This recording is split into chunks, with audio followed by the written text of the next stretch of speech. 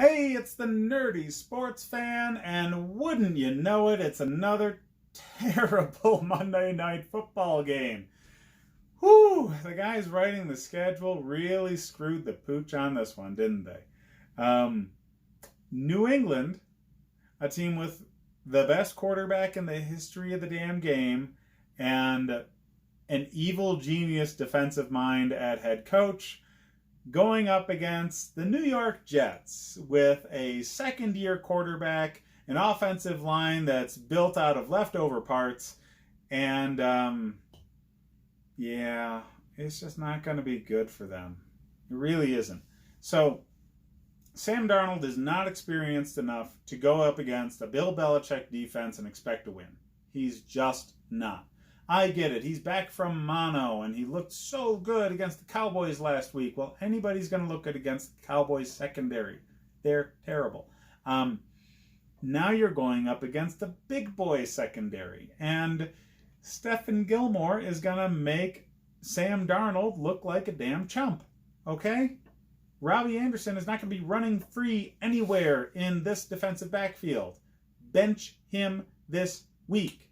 I mean, all the way on the bench. He's not a wide receiver 3 or a flex play or anything. Bench Robbie Anderson. Don't think about Sam Darnold.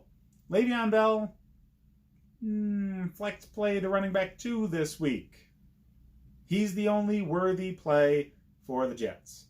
Do not start their defense. You're an idiot. The Patriots start this defense. They're going to get turnovers. They're going to get sacks. They're great against young quarterbacks. That's just how they play. Okay? Tom Brady is becoming less and less of a fantasy factor because, well, he's old and his coach is now protecting him. So they're running the ball a lot more. They're doing a more grind it out because their defense is so fantastic sort of offense. And that's all they're going to need to do to win this one. So Tom Brady's probably riding the bench. He should be owned because, he's great as an injury replacement or a bye week replacement, but he's slowly becoming less relevant fantasy football-wise.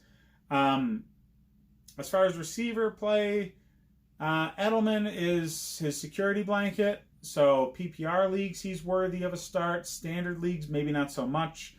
Philip Dorsett is coin flip kind of player. 1 week he'll get no targets. Next week, he'll get 3 touchdowns. He is the deep threat for this offense that doesn't really need to go deep all the time because their defense is so damn good. So, he might go off. He might not. You can start him. Should you? Who knows? The week you start him, he'll do terrible. The week you put him on your bench, he'll score 30 points. Just how it works. I don't think you should put Dorsett in your lineup now, mostly because in spite of his more prominent role, they're just not going to need the deep threat. They're just not. So I peg this as one of the weeks where he's not really going to get very involved. It's going to be a running back centric game. So Sony Michel is a flex. James White is a running back too.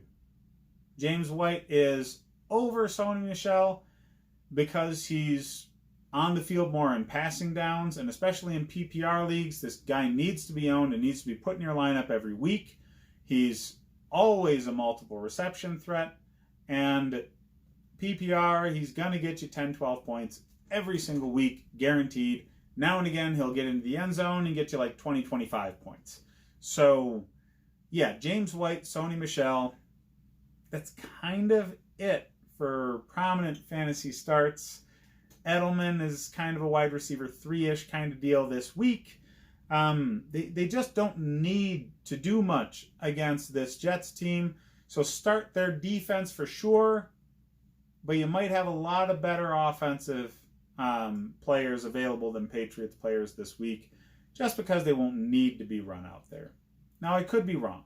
New England is notorious for really shitting all over an inferior team and racking up like 50 points when they have the opportunity.